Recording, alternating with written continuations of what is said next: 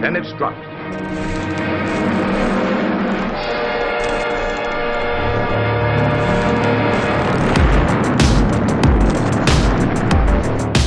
They call it Kamikaze, meaning the divine tempest.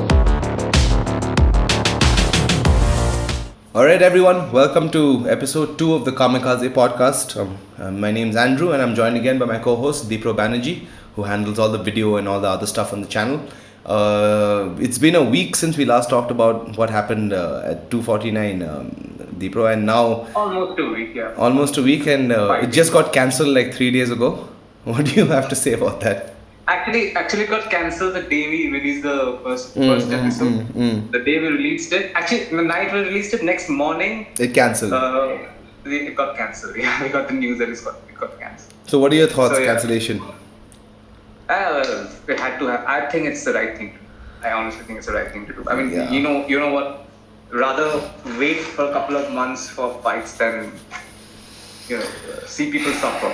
So, about people suffer. I mean, I read that Wall Street Journal article where they talked about how they basically the UFC owes a lot of money. In the sense that they owe their partners and all that stuff a certain number of shows, right? So across, I mean, I think there are 37 weeks left. In 37 weeks, they have to put up 35 shows. I don't know how that's possible, but they've got to do that if they want to keep to the 2020 schedule.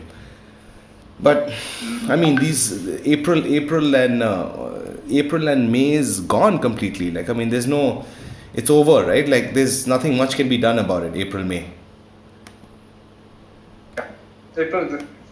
It's okay. I mean, you know what?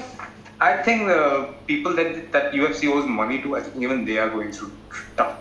I think everybody's going through a tough time right now. Everybody's going through this particular thing. All business. I don't think there's any business that's making money right now. They've all lost money. I don't think there's one business that's making a profit right now. I mean, look, it's only been a month as well since all of this craziness has happened. Maybe a month and a half too.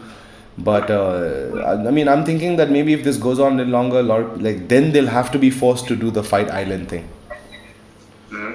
If this goes on any longer, like people are saying that, I mean, till the 31st?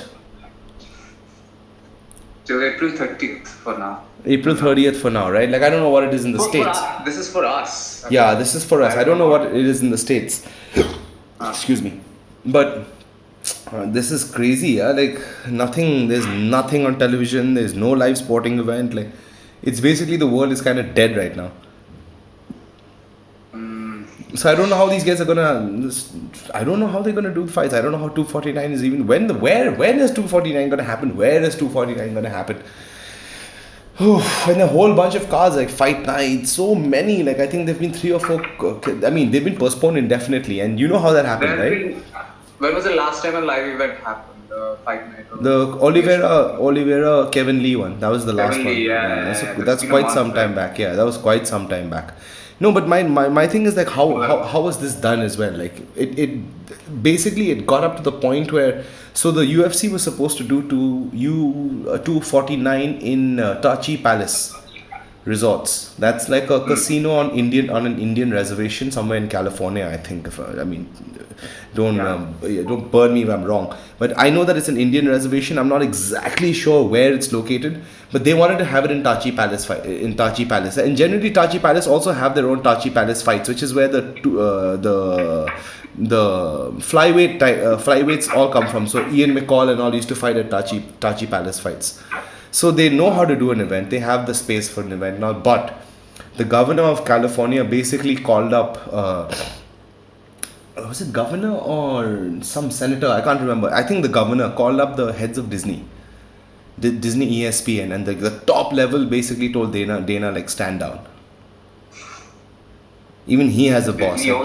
Disney owns everything now. Yeah, and they ruin everything as well, which is what I'm saying. They will ruin MMA as well. They'll insidious little fingers in everything. Like, it's not, and the fucked up part about the whole thing is it's not like they're doing it for the betterment of the sport or betterment of anything. It's a straight up agenda pushing thing with Disney. Like, it's look at all their characters. I watched that Pixar movie recently, Onward.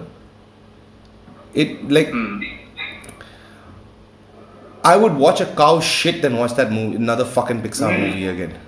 I would honestly rather watch a baby being microwaved than watch a fucking Pixar movie again. Never again. Just fucking garbage. Like and this is the Pixar that had toys. Anyway, whatever. Forget about that. Disney is basically going to ruin the UFC. They fucked up by partnering up with Disney. Number one. Number two, they fucked up by partnering with ESPN. Where the fuck do you see ESPN report anything? All they do is just fucking live sports, man. And ESPN's a joke, like. And look, I'm sad that the fight got cancelled, of course, but I'm also glad that it got cancelled because of this craziness. Like, they would have been the kind of media attention that UFC 249 would have gotten is not good. Because then you would have had basically when they say mainstream media, they mean soy boys and simps. So they'll get these fucking soy boys and simps to be like, oh my god, this is violent sport, and oh god, I can't watch this thing. That's what's going to happen. Sooner or later, they'll try to either water the UFC down or turn it into something completely different. And I think it was a bad idea to partner up with Disney. Well, it's done. It's done. I mean, I think if I'm not mistaken, I think it's a 7-year deal. And they're in their 3rd year. So 4 more years of this shit with fucking Disney. Yeah, but this is the 3rd year, right? This is the 3rd year. I thought they got in the contract in 2016. Didn't they? Or 2015. 2015. I can't really. Around 3-4 years to ho gaya. When they got into this contract, was 2015. I think it might be 5 years, 4-5 years. Man, time passes so fast and we're growing so old. Because Ronda was active, and so was Conor. Conor was a big name, like up and coming. Yeah, 2016, I think. And 2015, 2016, yeah. Yeah, 2015, 2016. It's been a while. It's been a while, yeah. It's been 3-4 years. Like, I just can't wait for it to fucking end. But like, ESPN has been the worst thing for the UFC. Fox is bad, but I guess they have to. The thing is, I want it to be a blood sport. This is a very personal thing for me. I want it to stay underground. I want it to stay like raw and unfiltered. The minute you take it mainstream, like that filtration device comes in, and then you have to filter everything through the lens of fucking mainstream media. And mainstream media is responsible for shit like Ghostbusters 2016 and fucking Birds of Prey and all that, like literal, like that film reel could be used for garbage, and no one would care. You could burn the film. So many movies like that. Absolute garbage. Absolute garbage. And it's not even like campy 80s movies like Class of 1990 or any of these like campy movies. It's not even that. It's just bad writing. Like, these people think they're writing fucking Great Gatsby, when in actuality they're writing. That's the point. Right? I was having this argument with a friend of mine that if even if the writing was better or forget better, your writing has to be good. You're working at the amount of money you're being given. 100 million, man. 100 million. $100 million film. The least you can do is put some effort into your writing. But they can't. No, they can't put in any effort because it's not about effort. They don't have basically all these people who do these things like agenda push and divide people on ideological lines and all of that stuff. They don't have any creativity because they spent all their creative energy doing nonsensical things like this, going on like these stupid feminist marches and then getting COVID-19. It's the same. It's these people only do this kind of shit. Virtue signaling fucks. Like, I'm just tired of the way the world has become, and the fucked up thing is it's affecting fighting as well. Like, I don't mind the fact that UFC got cancelled. I understand why it got cancelled, but to get cancelled like this, like, where it's, I mean, it should have. Someone has to call you up. Yeah, and that bullshit. That bullshit I don't like. So I mean, look, UFC 249 is cancelled or it's postponed indefinitely, whatever it is, whenever it comes back. But who knows? Right now, I think. Excuse me. If this ends, if the lockdown ends for us in India, probably in the next 2 days. You never know. Our beloved Prime Minister might just call the nation tomorrow and say that it's been extended for another 2 weeks. So you never know with this nonsense, right? Like, it's. No, we don't ever know when that's going to happen. We don't know when that's going to happen. So we're all stuck at home right now. We're all sort of bored out of our minds, and this is why, like, everybody's kind of talking about 249 and all of that kind of stuff. And it was the card was going to be great either way, but I don't know if it's going to be great now. And there's so many things like what about fighters who didn't have a full training camp and couldn't go to the gym and didn't have coaches? Like there's just hundreds of things to talk about when it comes to the execution of the event, that I don't know that the UFC will ever be the same again after these cancellations, these many 4-5 events. I just hope that the fighters survive this, the way. Just heard that two members of Rose Namajunas' family they died apparently and apparently from COVID-19. So that's okay. That's not, maybe a fighter did not get affected physically, but she did get affected, right? Like, two members of her family are dead. To be fair, I don't really care about Rose Namajunas after, like she's always not just that, she's one of those victim types. Oh my god, look at me, I have trauma, someone threw a dolly at my bus. Get the fuck out of here, man. Get the fuck out of here. Okay, fine. That's it. It's fine. Like, that's an isolated case. But what I'm saying is that if it can affect Rose Namajunas' family, it can affect anyone's family. I mean, no, of course. It can affect other fighters as well. And I mean, not just that. Eric Silva from Bellator, his entire family is COVID-19, tested positive. His entire family, dude, kids, wife, everyone. He doesn't know where he got it from. Holy shit. Yeah. Eric Silva used to be at UFC. Yeah. The guy the tribal tattoo, the good-looking dude. Yeah, that dude who lost a couple. Bit of a dick in the ring, but yeah. Yeah, a bit of a dick in the ring, but I mean, I guess that's okay. Whatever. You got to be a dick. You're a decent fighter, but he fights for Bellator now. But yeah, his entire family got COVID-19. So it's, I mean, shit. What do you do? Yeah, it's a really sad, messed up situation at this point, and there's nothing much anybody can do about it apart from doctors and scientists and epidemiologists and things like that, like disease specialists and people of that ilk. Anybody else is kind of useless at this point, except for firefighters and all of that kind of stuff. Like this, the strata of society that we take for granted. Basically, your garbage collectors, all these people are now becoming very, very, very, very important. So and look at how they're being treated. Though, to be very fair, that's just dismal how they're being. Oh, in India, yeah. In India, I'm just not surprised. Like abroad, people, like if you look at it, I don't know about anywhere else, but in Canada and the United States, where I have family, doctors are greatly respected and firefighters are greatly respected, and they're thanked and sort of like given a lot of honor and a lot of pride to be working, to be doing that stuff. In India, I mean, I don't want to say this publicly, but I mean, fuck it, I'll say it publicly. There's no surviving here. This is over. We're basically living in the end times, like the what they call Kali Yuga, whatever nonsense. History is dead. This is time with zero for us. Yeah, basically, it's right now. Listen, man.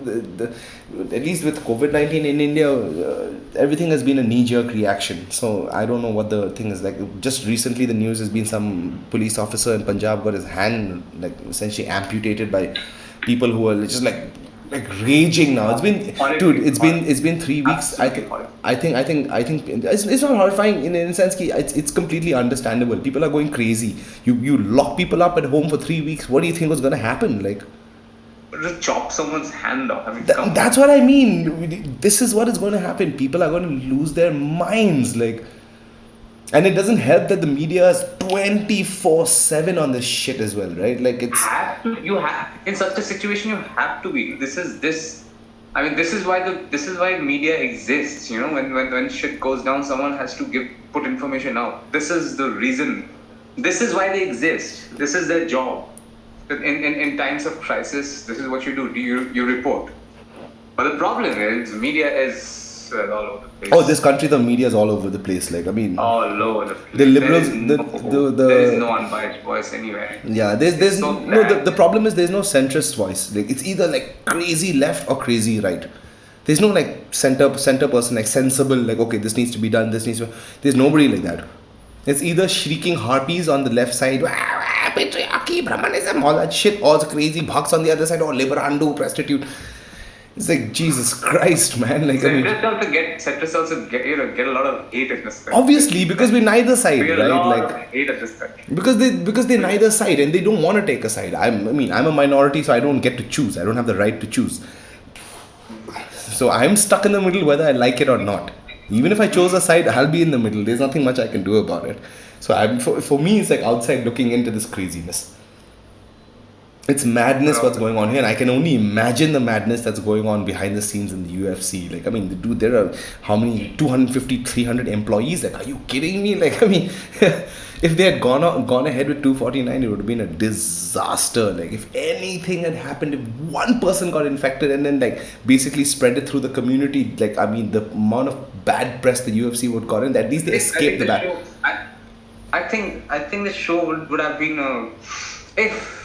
Suppose it happened, in some private island somewhere. If it had happened, then it would have been wouldn't have been a great show to begin with. You know what I mean? I mean, yeah, the fights would have been good. Obviously. It would have been an empty arena, no cheers, no nothing. Yeah, like you could hear. Even that Kevin Lee, what's it, Oliveira fight. It was weird. It was damn weird. That energy was missing. Know what I mean? It was damn weird, man. It was like it's like you're watching a fight in your living room. Like it's just you watching that, like alone. Like, it was crazy. It's like the Luzon brothers. They're fighting in the backyard, yeah. In my parents' backyard while everybody else is having a picnic. Yeah, it's like Easter or something. Like everyone's like Easter weekend or something. And these two guys are like going at it, getting back when we were kids. This happens in a lot of households, even now, families that when you're a kid and you say you can sing or play an instrument and all the family are gathered, having a get together. They ask the kid, "Hey kid, why don't you sing for us?" So and the little kid, 5-year-old, 6-year-old, they'll sing. Yeah, they'll sing. Yeah, it's a family thing. Yeah. Do that shit.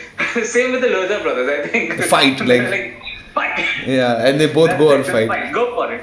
No, you've seen that clip, right? Yeah, they're beating the shit out of each other. Their parents like, "Come on, Joe, come on, Dad." You can hear them in the back. You're like, "What the hell?" Dude, white people are crazy, man. White people are crazy, dude. White people are crazy. Dude, like white people in general are just like fucking nuts. Like, and you gotta give it to them, dude. The kind of risks they take. The kind of risks white people take, like not many other people take those guys. Like parkour. A black guy didn't invent parkour, a white guy did. Like some white guy thought like, hey, how exactly, French white guy, David Bell. Like, I mean, he must have thought like, shit, what would it be like to just like jump across like a fucking chasm, like a never ending chasm. He got inspired by a Chinese man, after all. The great Jackie Chan. He saw Jackie Chan movies and he was like, I wanna do that. That's what I want to do in life. I mean, wow, like that's like, forget everything. That's what I want to do. I want to jump from building to building.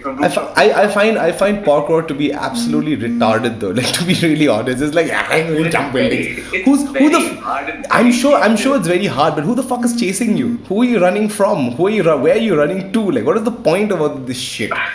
Like, what is the point of running across a building? Like, I mean, maybe when a zombie apocalypse happens, like, you'll have some skills. But anything apart from that, not like you can fucking use parkour for anything. Have you seen... Dude, like, I watched this retarded shit the other day. It's called, like, Do you remember Tag? The game of Tag, you heard it? Tag. The game Tag. There's a world championships of fucking Tag.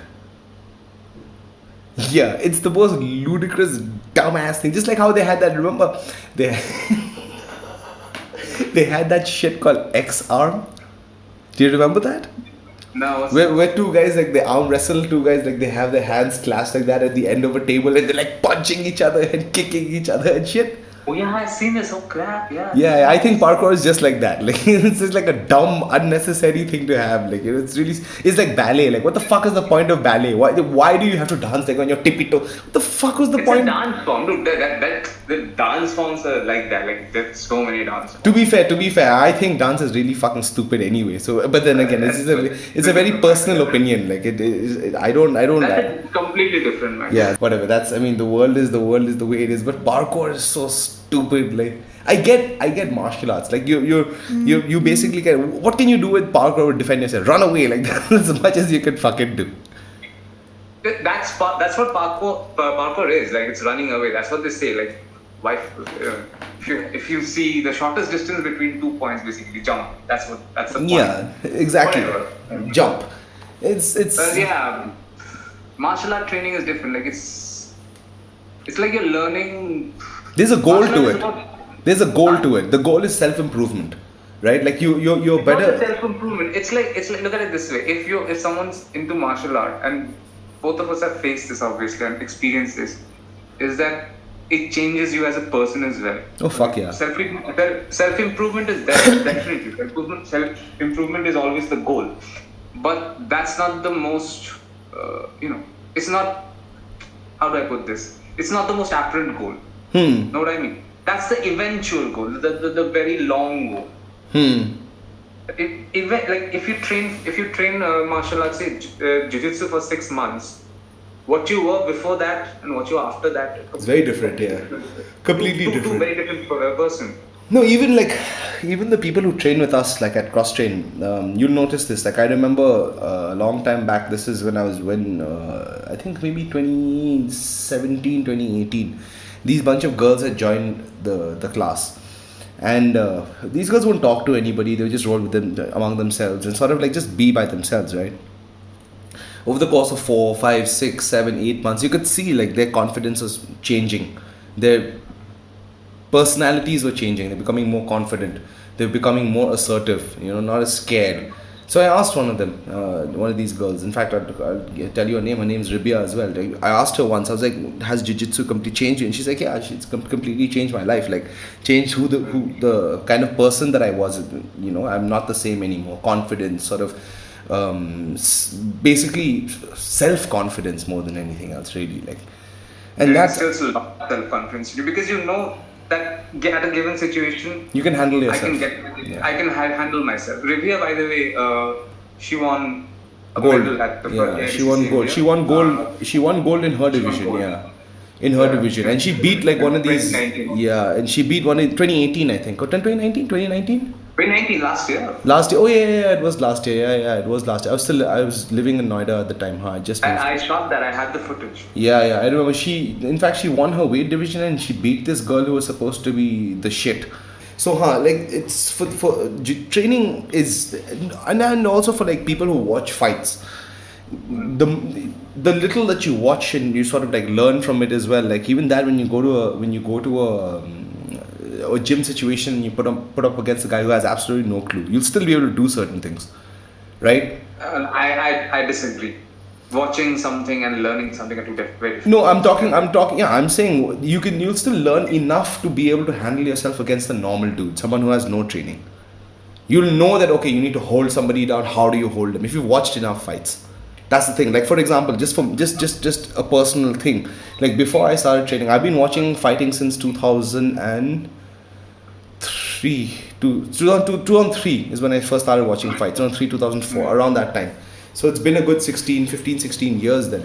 When I first watched MMA, I had no fucking idea what to train or what this was or what that was. I just knew that okay, there's a certain thing called a ground game and jiu-jitsu. There's that, and I would like you play wrestle with your friends or whatever. I'd fuck these guys up, man, with just the shit I learned from watching.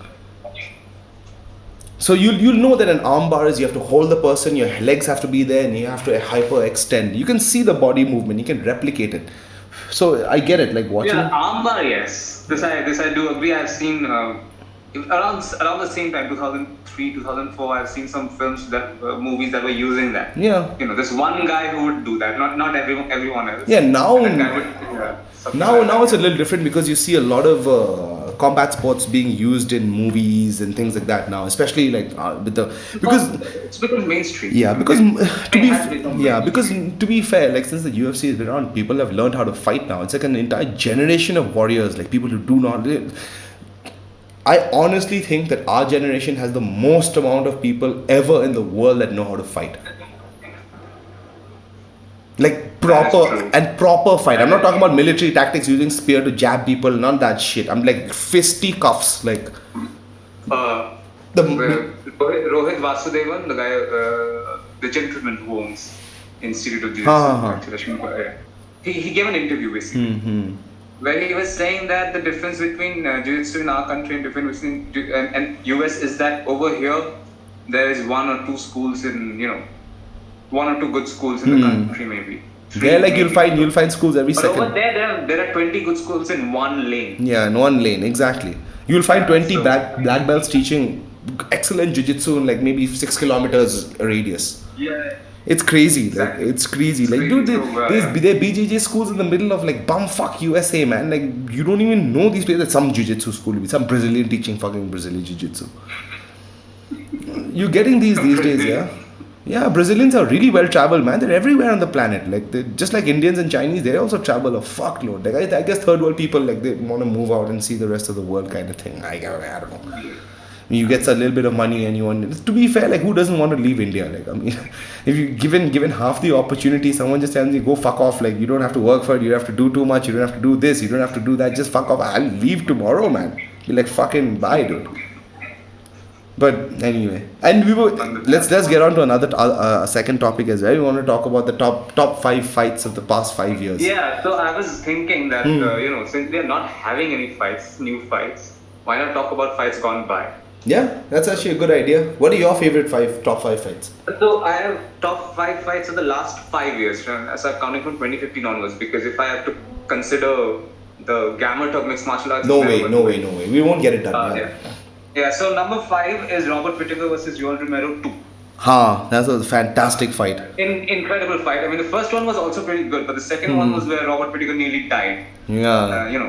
He had years taken off of his life. Even Joel had years taken off of his life from that fight. Well, I don't know. I think Joel came out of there like, yes, he was busted up, but after that, he looked even better. When he recovered, he looked even better, which is not the same for Robert Whittaker. Yeah. Robert Whittaker's next fight after that was with Israel. But then, to be fair, he was fighting Israel as well. Like, to be fair, he was a striker fighting an even better striker. He was like probably the best striker. Like Robert Whittaker was an excellent striker. Just came up against a guy who was an even better striker. Case in point, remember when he fought Stephen Thompson? He got fucking blasted within a round. Like within one round, he got smashed. Wonder Boy is a problem that very few people solve. Yeah, very few people can solve. Even the guys who solved it also, like they're like, I don't know how we did it. Once again, Anthony Pettis. Once again, we go back to Anthony Pettis. He just that Superman punch. It was look. A lot of people say lucky punch. It's not a lucky punch. He meant to land it, but the knockout was like it was something nobody expected. Because up until that point, every second of the fight, he was getting his ass beat by Wonder Boy. Like Stephen Thompson is nobody to be fucked with. Like that guy can beat the shit out of you. I mean, look at his last fight. Yeah, look at the last. I mean, he should be. I think he matches up really well with Kamaru Usman. Like, I think he beats the living daylights out of him. Like Kamaru Usman is plodding forward type fighter. No, he doesn't move laterally. He doesn't have lateral movement. He just comes forward and bang battles you. He uses strength and sort of that. He did like Kamaru Usman is not the most technical fighter you'll see. Like I don't know if his UFC run was actually like the greatest. But he's champion now, so there's nothing much to be said about that. His last 2 fights have been good. You gotta give him that. Yeah, Tyron Woodley won. He didn't show up. That was not Tyron Woodley. He just did not. He decided not to fight. And the Colby Covington. Yeah, the Colby fight was good, but he was actually losing till the last round. Colby was 3-1 up. Coming back to this one, Robert Whittaker, Joel Romero. Mm-hmm. I mean, brutal. This is the fight. Once again, I think Joel Romero missed weight, right, for this one. Yeah, he missed weight for this one. Yeah, he missed weight, but nearly killed. I mean, the third round, fifth round, he dropped Robert Whittaker like thrice. Yeah, he nearly killed him, basically.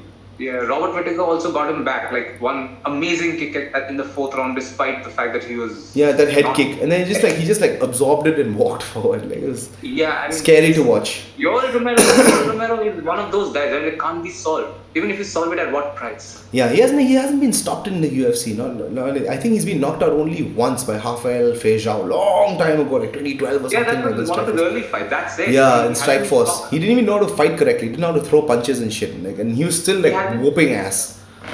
His losses are basically twice to Robert Whittaker. Yeah. Once to Paulo Costa and this recently to Israel. Adesanya. That's it. In recent career, in UFC career. Yeah, that's it. He's not. The only loss before that was Feijão. Before he just beats everybody. Yeah, that's it. He's a killer, man. Joel Romero is. He's a superhuman. What's your second fight? Number 4 is Justin Gaethje versus Michael Johnson. Oof, that was brutal. Like just the two rounds mayhem. Of absolute mayhem. Just like chaos and mayhem. The most brutal 2 rounds in mixed martial art ever. Dude. But it's like every 5 seconds I was going these guys were taking shots that would end most normal people. Like that uppercut that Johnson hit Gaethje with would have ended most guys. Like most people would have been just like flatlined with that shit. Nearly folded him, by the way. Yeah, nearly folded him. Yeah, but just the guy just willpower, like just straight up willpower.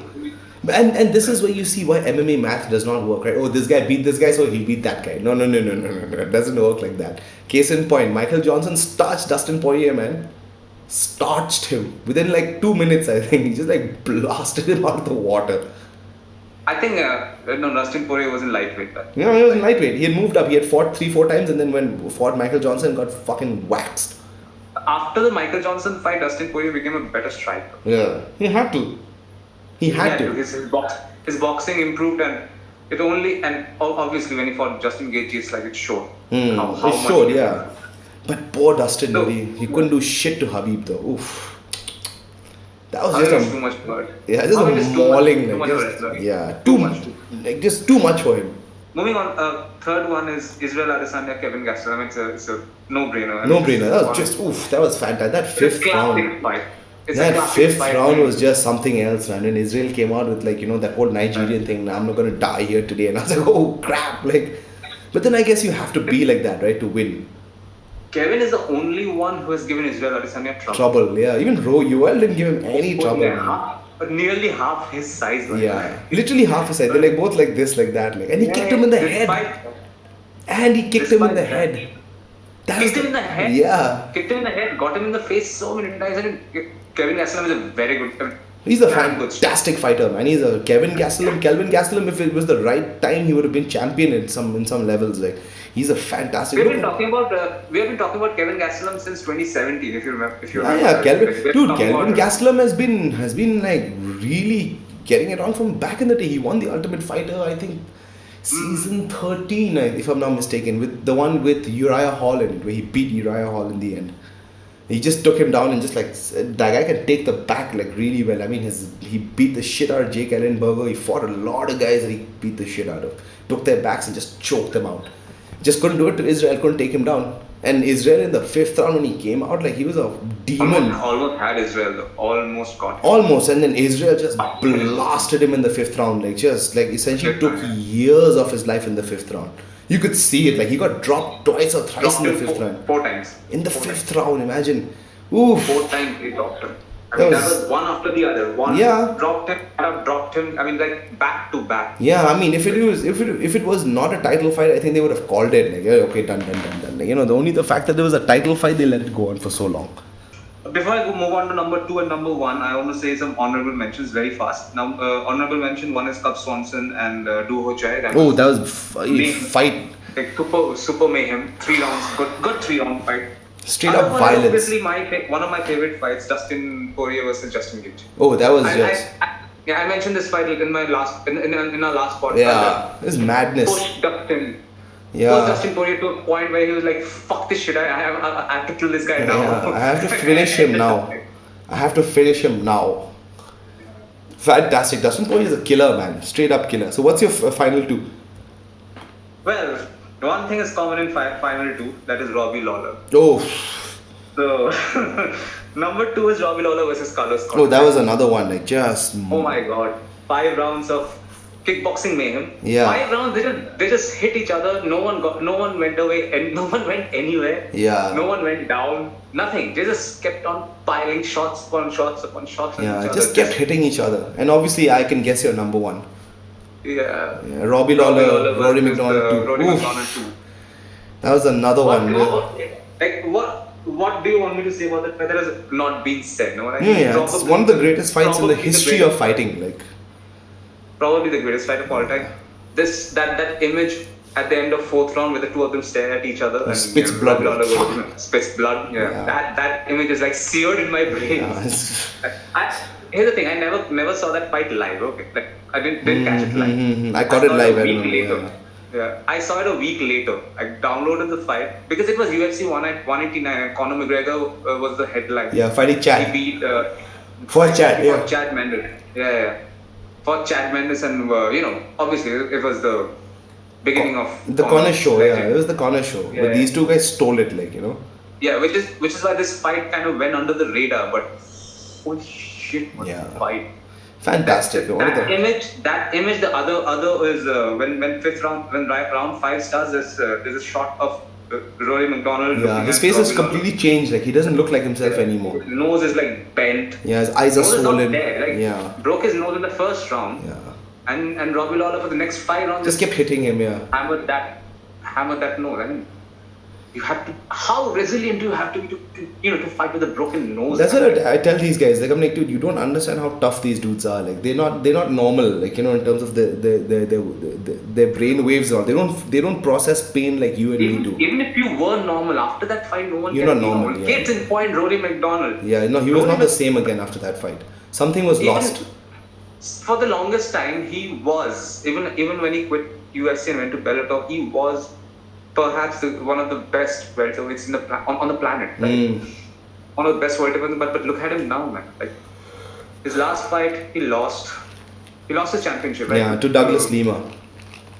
Yeah, to Douglas Lima. Douglas Lima, yes, a professional, legit. Yeah, legit killer. Professional. Legit killer. Absolute killer. There is no doubt about that. He lost to Wonderboy as well. Wonderboy beat him up for 3 rounds. Wonderboy has beaten up a lot of people. Yeah, a lot of people. Johnny Hendricks for one, beat the shit out of Johnny Hendricks. Basically sent Johnny Hendricks packing. Like, bye. First TKO loss of Johnny Hendricks' career. I think we should have a special podcast about Wonderboy. The greatness that is Wonderboy. There's striking genius. Yeah, striking genius. He's older than us. Yeah, he's 37. Yeah, he's 37. Yeah. Yeah. That guy's a striking genius, man. Like, he just understands how to hit people. Like he beat the living daylights out of Vicente Luque. Vicente Luque had no idea what happened to him. He just got hammered. His technique, his range, his whatever he does, he can't be taken down. And I think if you take down Wonderboy, you're in trouble because this guy has been training ground fighting for good 10 years now. Yeah, good 10 years. Yeah, and you can't take him down. Tyron Woodley tried, could not. Nobody has taken him down, man. Nobody has taken him down. No. Yeah. Tyron Woodley took him down the first fight. He took him down first fight, popped straight back up. He took him down, turn, popped straight back up. He never had him on the ground in guard or like nothing. Wonderboy doesn't accept position on the ground. That's again, if you want to learn grappling for MMA, you should never accept position on the ground. Never accept guard. Because in MMA, being in guard means somebody else in your guard means the other person's winning. If they're on top, they're winning. They'll never score the fight for the guy in the bottom because the judges are also uneducated about the sport. It's just like random people. No, it's true. The judges are just random people plucked from different athletic organizations and you go to judge this fight. So they have no clue what they're watching. But isn't that like weird? Like, it's an athletic commission. See, no. It's like. Because the point of a judge, right? No, so the judges are basically, this is the problem with regulation. So once you go into regulation, the athletic commission takes care of they regulate all of these things. So the judges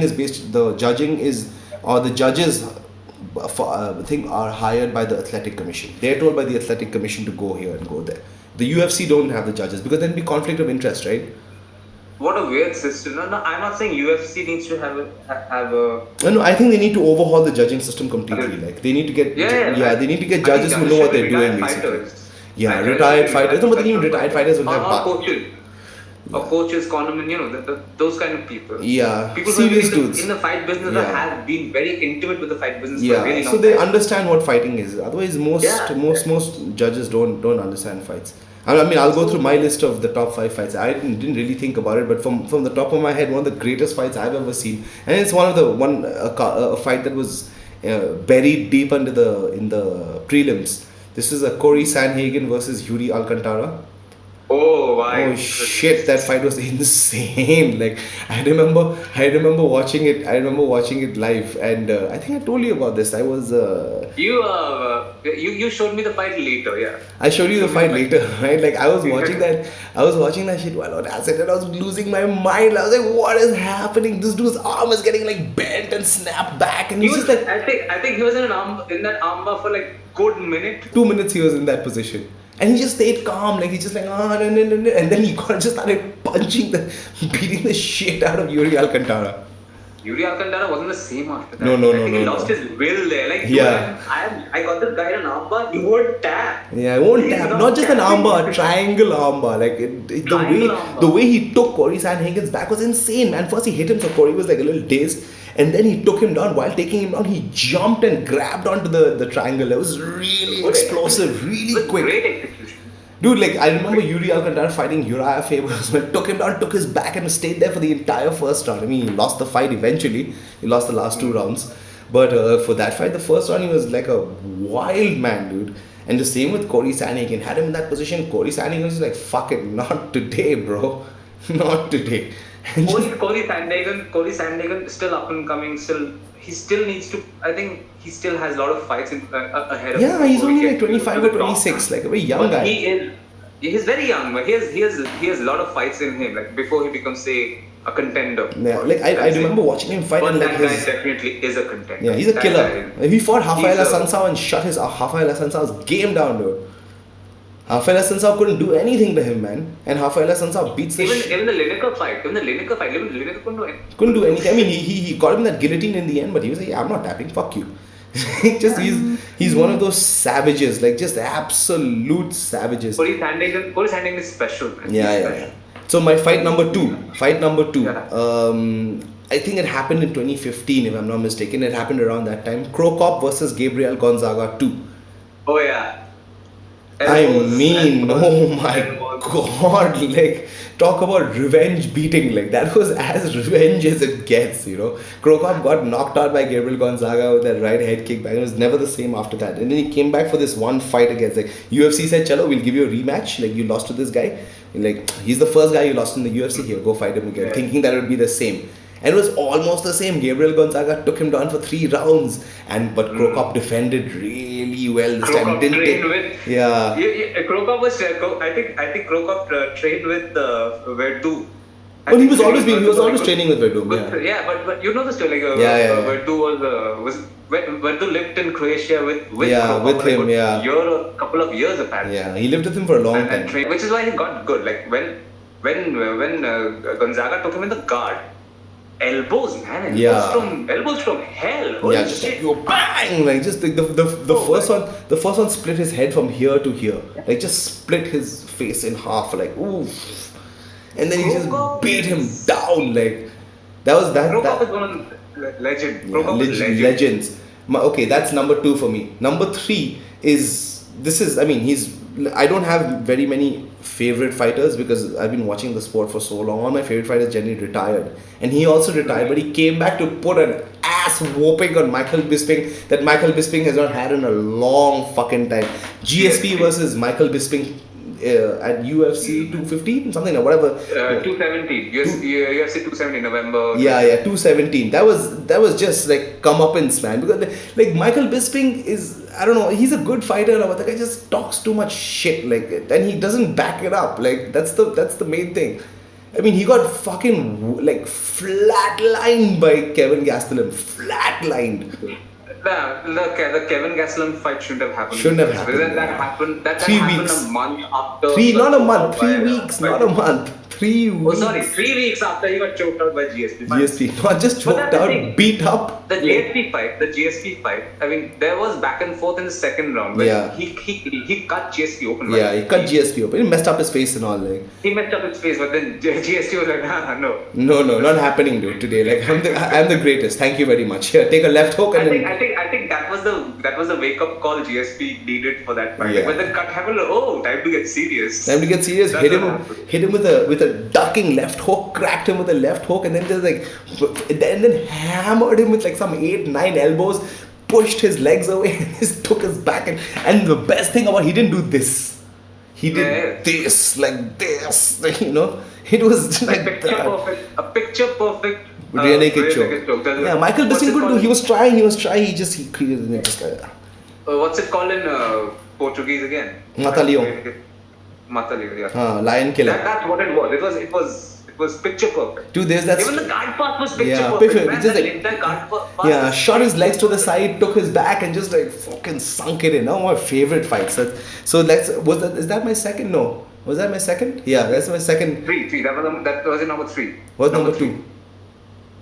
Oh, Krokop Gonzaga. Yeah. Krokop Gonzaga. That's number 3. Number 4 is DC versus Stipe Miocic 2. Like, it's one of the greatest championship fights I've seen, for the very simple reason that you could see a fighter make adjustments mid-fight. In the middle of the rounds, like, the guy had to make an adjustment, and he made it and won the fight. Like, that's insane. Like, Daniel Cormier was just... Not that also goes on to show you, like, what bigger deal Miocic had. Yeah. Stipe Miocic is a true champion, dude. Like, I mean, he beat the living daylights out of Francis Ngannou, then went on to, like... He's the greatest heavyweight of all time, right? Yeah, he has a record. He has the record for the most title defenses. Number 1, I mean, that's just like 3 or 4 title defenses, I think. 3 defenses, and he came back and became a champion again. I mean, not many people can say that. Not many people can say that, yeah. Randy Couture, maybe. But Randy Couture did it at a time when, like, there was a long break between him being heavyweight champion and then him being heavyweight champion again. I think there was like a good 6-7 years in between. This guy just did it in 2 fights, man. One fight lost the belt, next fight won it back. And against DC. Against DC, yeah. The best in the world. Like, yeah, I mean, dude. And my number one fight for me, number one greatest fight in 5 years is Max Holloway versus Brian Ortega. What an ass whooping that was for me. No, and for the very simple reason that everyone was like, Ortega, like everybody was like that. All these jiu-jitsu fucks as well, like, it's jiu-jitsu forward, his jiu-jitsu forward, and that wasn't okay, here's the thing. It was a beating. That wasn't the fight. It was a beating, yeah. It wasn't the fight. It was a beatdown. Yeah, it was a beating. It was a Max Holloway show. Yeah, it was a beating. It was just him showing why he's the greatest featherweight in the world. Yeah. That's what it was. I mean, come on, man. Remember in the second round, third round, there's a sequence where Brian Ortega throws like good 4-5 shots at him, and Max ducks all of them in counters. Yeah, he ducks all of them and then laterally and then bang. He beat the shit out of him. This was the fight that I watched on acid. Yeah. So yeah, this had a different meaning to me altogether. Yeah, it was an insane fight. Like, I mean, and look, man, there's so many more fights that we can talk about, and I think next maybe in the next. I said, like, there's so many good fights these days. It's insane. These fights, like you mentioned your fights, and I'm like, holy shit, they could have been in this list as well. Yeah, like exactly. And these are the fights that I could think of from the top of my head. Like, these are the greatest fights I'd ever seen. Like, just like madness going on, So, I mean, it's maybe next week we'll talk about more, take it more in depth. Some other topic, something like that. But I think it's been an hour, man. Alright. So you want to close it here? Yeah. Let's close it here. We'll talk about so basically UFC 249 and our top 5 fights of the past 5 years. And next week we'll do something else. We'll give viewers maybe top 10 fights of the last 10 years, something like that, Alright. Not something else, some other category. We'll definitely figure something else out. I have an idea. Killer. Sweet. We'll figure this out next week then. So thank you guys for joining all of us, the both of us and all of us. But thank you so much for watching all that stuff. Hit the subscribe, notification, all that good stuff. We shall see you next week from Deep Pro and me here at Kamikaze Productions. See you guys next week.